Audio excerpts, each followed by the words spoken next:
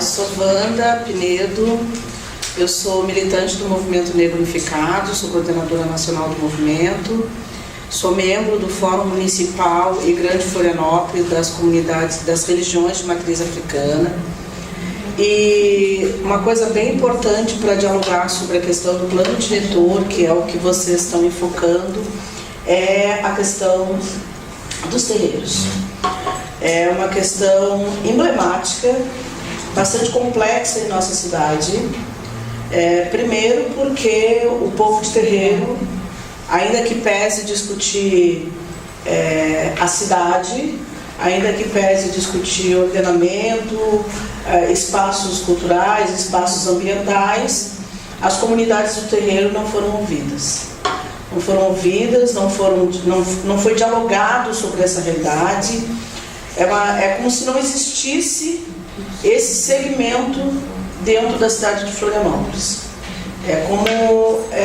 Todas as vezes que acontece, as discussões que perpassam pelas questões da cidade, as comunidades de terreiro não são chamadas, não são ouvidas, não há um diálogo sobre essa prática na cidade, não há um diálogo em compreender os espaços ocupados pelas religiões de matriz africana, os espaços físicos, os espaços naturais, os espaços da cidade. Por quê? Porque todas as áreas ambientais são áreas sagradas para nós. As cachoeiras que nós não temos acesso, a maioria delas estão todas privatizadas, e para nós fazermos qualquer oferenda nas cachoeiras, nós temos que pagar para acessar ao espaço que é natural. Então nós não temos mais acesso às cachoeiras. As estradas hoje que nós usamos, que são os reinados dos orixás, as estradas estão todas asfaltadas. O mar é também uma grande dificuldade, ainda que pese nós sermos agredidos, violentados, quando estamos com alguma prática que utilizamos as praias, os cemitérios, as cachoeiras, as ruas, as praças. Todos os locais para nós são locais sagrados. São locais que nós utilizamos, são locais que estão dentro da cidade, são locais que nós eventualmente precisamos estar lá, e não tem nenhum diálogo sobre a nossa realidade dentro da cidade. Muito antes, pelo contrário.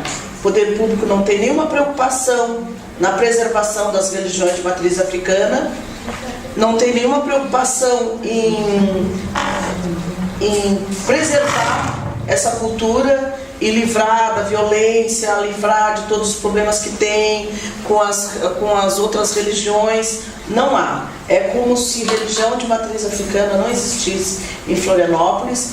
E aqui em Florianópolis nós somos mais de 1000 terreiros em Florianópolis.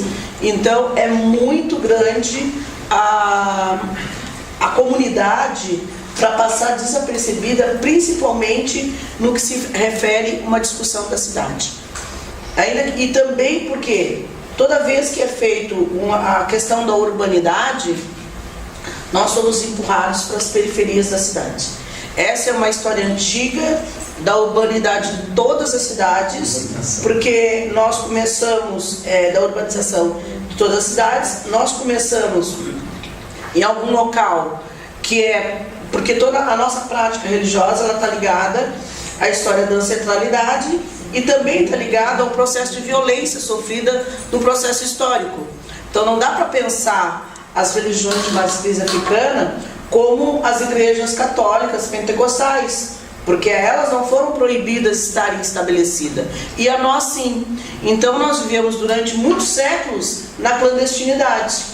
E é essa clandestinidade que fez com que nós funcionássemos nas próprias moradias. E aí essas moradias, quando dá a urbanização da cidade, elas são empurradas para outros centros. E aí junto vai todo o terreiro, toda a história de cultura, de preservação, de meio ambiente, vai tudo junto com esse processo histórico. Então é muito grave o que vem acontecendo com as religiões de matriz africana. É muito grave que a cidade se pense num novo reordenamento e não considere essa culturalidade, não considere essa história de preservação como um patrimônio cultural da cidade. É bastante sério essa situação. Uma outra situação que também não foi contemplada, e nós temos em nossa cidade já, a questão quilombola. Às vezes as pessoas pensam, mas quilombo Brasil, a realidade do primeiro quilombo urbano, que é a família Silva em Porto Alegre, e aqui em Santa Catarina nós temos o segundo, que não é o primeiro, o segundo quilombo urbano, que é em Florianópolis. Porque o primeiro que nós começamos a trabalhar foi em Araranguá, né, com a comunidade do Buraco Quente, que é bem no centro de Araranguá. E agora o segundo que nós estamos trabalhando é o quilombo Vidal Martins, que fica aqui em Florianópolis, no Rio Vermelho, e é uma comunidade que também não passou pela discussão. Também a eles não foi consultado sobre a questão do plano diretor. Também a prefeitura não sabe qual é o território da comunidade Vidal Martins.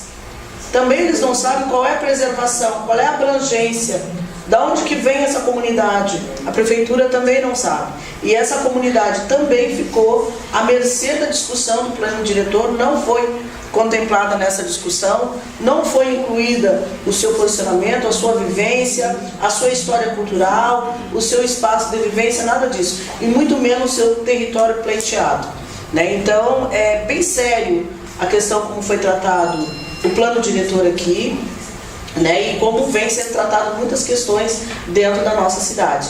Como é que está a titulação do quilombo Vidal?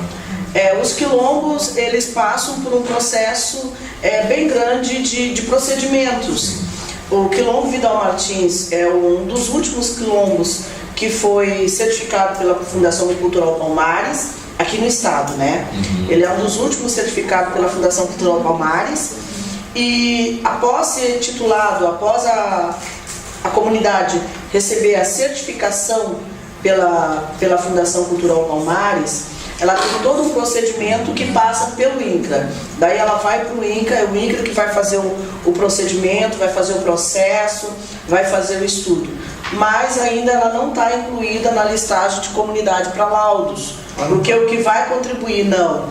Porque quando o INCRA fez a listagem das comunidades para laudo, a comunidade não existia. Então tem a comunidade Vidal Martins, mais 2 comunidades que estariam com laudo previsto para 2015.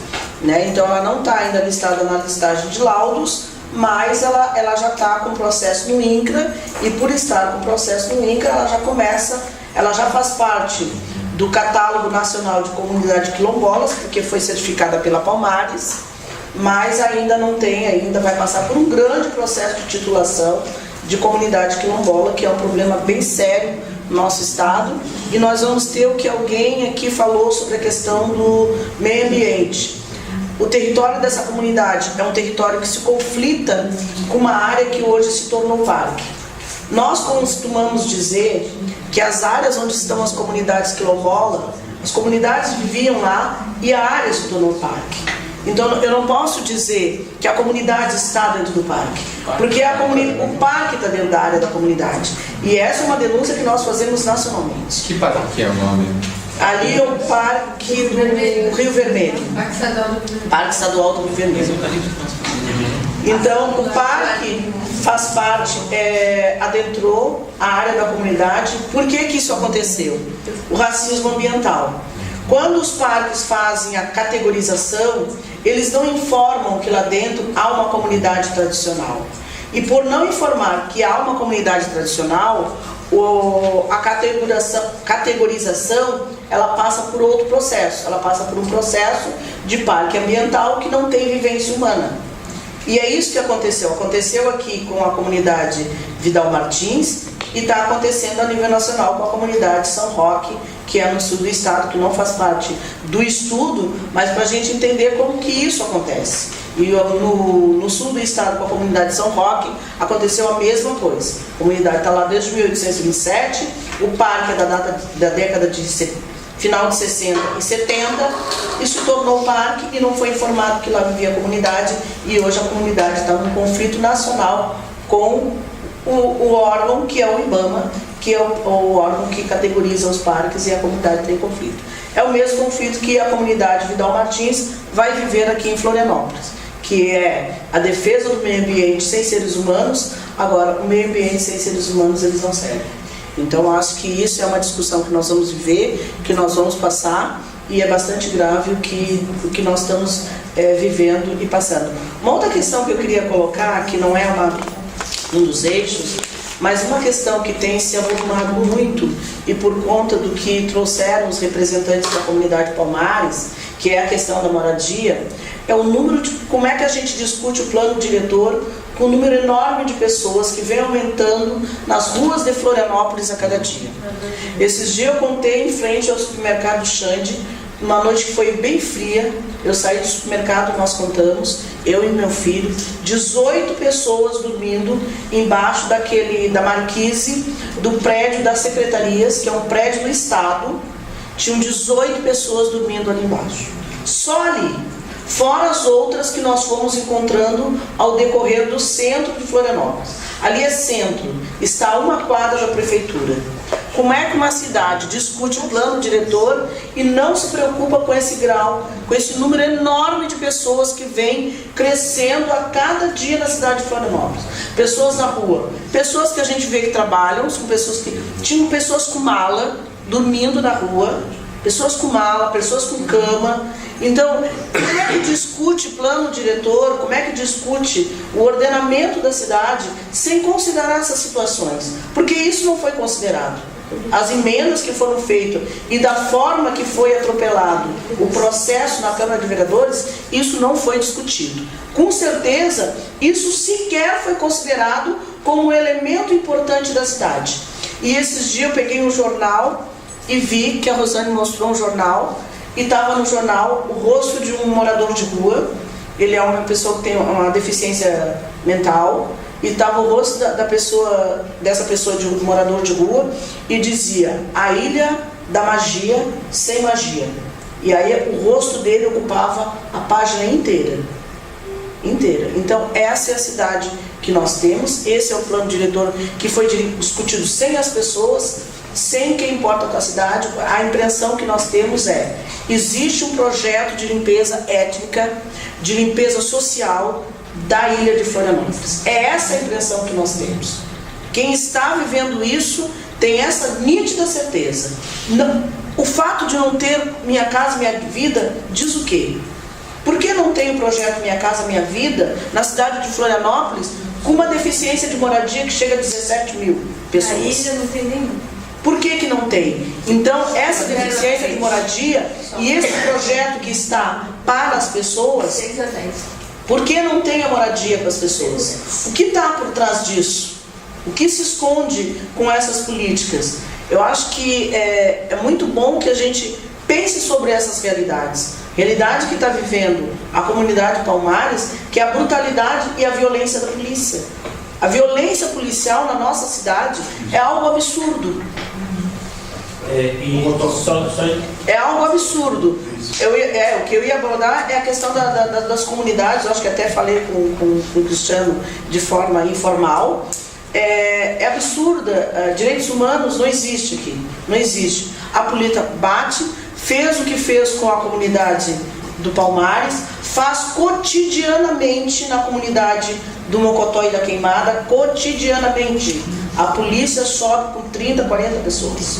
Cotidianamente, quase todos os dias. Invade as casas, sem ordem, sem autorização, bate nas pessoas, empurra mulheres, homens, não importa.